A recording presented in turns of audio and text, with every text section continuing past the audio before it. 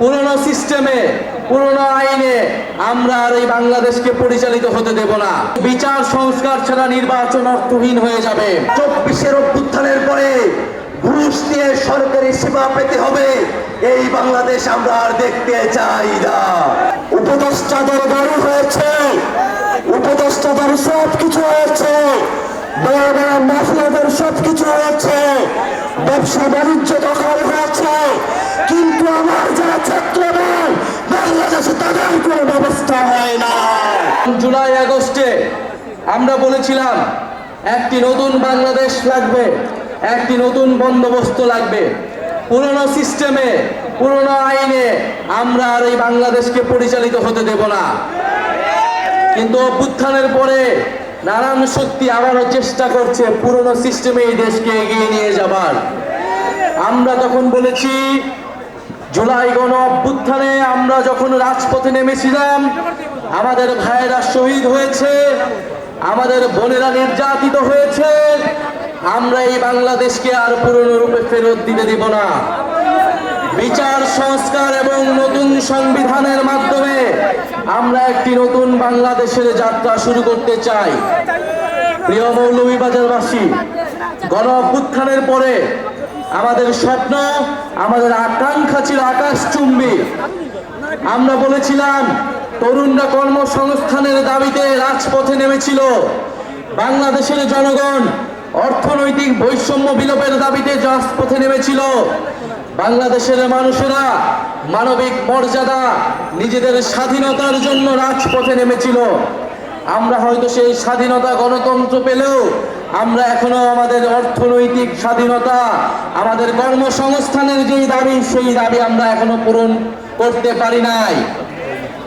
আমরা এই অন্তর্বর্তী সরকারের সময় অনেক স্বপ্ন দেখেছিলাম, আমাদের অনেক দাবি ছিল, কিন্তু আমাদের সব স্বপ্নকে নির্বাচনের সাথে একমাত্র দাবিতে রূপান্তর করে ফেলা হয়েছে। আমরা বলেছি আমরা নির্বাচন চাই, আমরা গণতন্ত্রের পক্ষে লড়াই করা শক্তি, আমরা ভোটাধিকারের জন্য লড়াই করা শক্তি, কিন্তু বিচার সংস্কার ছাড়া নির্বাচন অর্থহীন হয়ে যাবে। এই নির্বাচনকে জনগণ গ্রহণ করবে না। ফলে বিচার এবং সংস্কারের যতটুকু আমরা এগিয়েছি, তার পক্ষে আমাদেরকে আরো ঐক্যমত করে আমাদেরকে নির্বাচনের দিকে যেতে হবে। মজুরি পায়, ভারতেও 400-র বেশি টাকা তারা মজুরি পায়, অথচ বাংলাদেশে এটা 200 কম। 179 টাকা মাত্র তারা মজুরি পায়।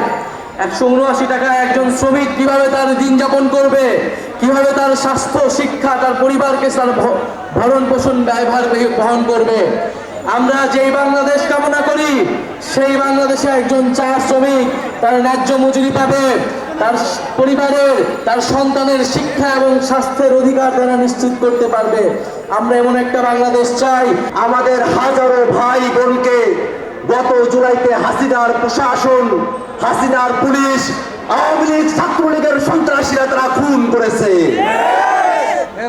আমাদের সেই শহীদ ভাইদের রক্তের শপথ, যে আকাঙ্ক্ষা থেকে আমাদের ভাইরা জীবন দিয়েছিল, জাতীয় নাগরিক পার্টি সেই আকাঙ্ক্ষা পূরণ না হওয়া পর্যন্ত আমরা রাজপথ থেকে ঘরে ফিরে যাব না। ভাইরা আমার, আমাদের লড়াই ন্যায্যতা প্রতিষ্ঠার লড়াই, আমাদের লড়াই বাংলাদেশে ইনসাফ ভিত্তিক সমাজ রাষ্ট্র ব্যবস্থা প্রতিষ্ঠার লড়াই। বাংলাদেশের নানা প্রান্তের মানুষেরা নানাভাবে তাদেরকে বঞ্চিত করা হয়। এই মৌলভীবাজারের মানুষেরা যারা চা বাগানে শ্রমিক হিসাবে কাজ করে, তাদেরকে ন্যায্য মজুরি দেওয়া হয় না। আমাদের চা শ্রমিকেরা, আমাদের রিক্সা শ্রমিকেরা, আমাদের ঠেলা মজুর কুলি, তারা সকলের বাংলাদেশ প্রতিষ্ঠা পাবে, এমন এক বাংলাদেশ প্রতিষ্ঠা করাই আমাদের লড়াই। ভাইরা আমার, আমরা যে নতুন বাংলাদেশ বিনির্মাণ করতে চাই, এই বাংলাদেশে জবাবদিহিতার ঊর্ধ্বে, প্রশ্নের ঊর্ধ্বে কোন ব্যক্তি, কোন রাজনৈতিক নেতা, কোন সরকারি আমলা, পুলিশ প্রশাসন, আর্মি থেকে আর কাউকে আমরা জবাবদিহিতার উপরে রাখতে চাই না।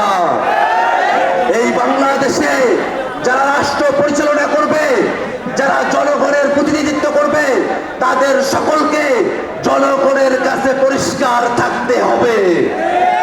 ভাইরা আমার, আমরা যে নতুন বাংলাদেশের কথা বলি, এই বাংলাদেশে সরকারি সেবার যত অফিস আছে, সেই অফিসগুলোতে গেলে আমাদের ভাইরা এখনো পর্যন্ত তাদেরকে দালালদের খপ্পরে পড়তে হয়, টাকা পয়সা ঘুষ দিয়ে সরকারি সেবা নিতে হয়। 24-এর অভ্যুত্থানের পরে ঘুষ দিয়ে সরকারি সেবা পেতে হবে, এই বাংলাদেশ আমরা আর দেখতে চাই না।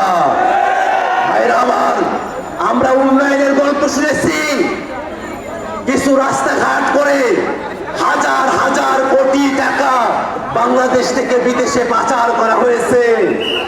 এই পাচার নির্ভর অর্থনীতি, লুটেরা অর্থনীতি, উন্নয়নের বুলা ঝুলানোর অর্থনীতি আমরা বাংলাদেশে আর দেখতে চাই না। গত 15 বছরে আপনারা রাজপথে থেকে শেখ হাসিনার বিরুদ্ধে যুদ্ধ চালিয়ে গিয়েছিলেন। অবশেষে আপনারা শেখ হাসিনাকে ভারতে পালাতে বাধ্য করেছিলেন। কিন্তু যখন আন্দোলন শুরু হয়েছিল, এই আন্দোলন শুরু হওয়ার সময় আমাদের একটি বড় দাবি ছিল, বর্তমান বাংলাদেশে 50% কাছাকাছি যে তরুণ প্রজন্ম রয়েছে, মা বাবার টাকা খরচা করা, ইউনিভার্সিটি কলেজে পড়াশোনা করা, যখন বাংলাদেশে একটি চাকরির জন্য তারা ঘোরাফেরা করছিল, সেই সময় খুনি হাসিনার বাহিনী বৈষম্য করে শেখ ফ্যামিলির যারা রয়েছে আওয়ামী লীগকে নিয়োগ দেওয়ার ব্যবস্থা করেছিল। কিন্তু খুনি হাসিনা চলে গিয়েছে। আমরা যে পড়ার টেবিল থেকে উঠে এসেছিলাম, সেই পড়ার টেবিলে এখনো আমাদের ভাইরা বসে আছে।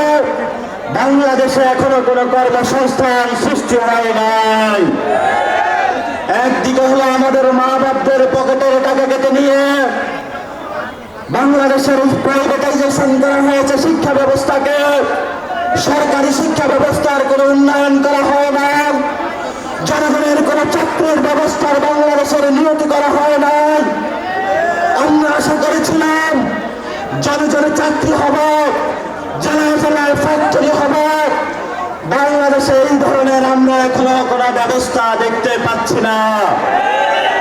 মৌলভীবাজারে আমার এখানে বোনেরা মায়েরা চা পাতার সারা দিন রাত কুড়ি তুলে 180 টাকার কাছাকাছি মজুরি পায়।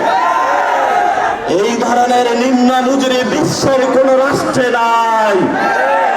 কিন্তু মৌলভীবাজারের মানুষ, আপনাদের চায়ের বাগান, আপনাদের মাটি, কিন্তু টাকা যাচ্ছে বেনিয়াদের কাছে। মৌলভীবাজারের প্রাকৃতিক সম্পদ মৌলভীবাজারের মানুষ ব্যবহার করতে পারে নাই। মৌলভীবাজারের সন্তানরা মৌলভীবাজারে চাকরি পায় নাই।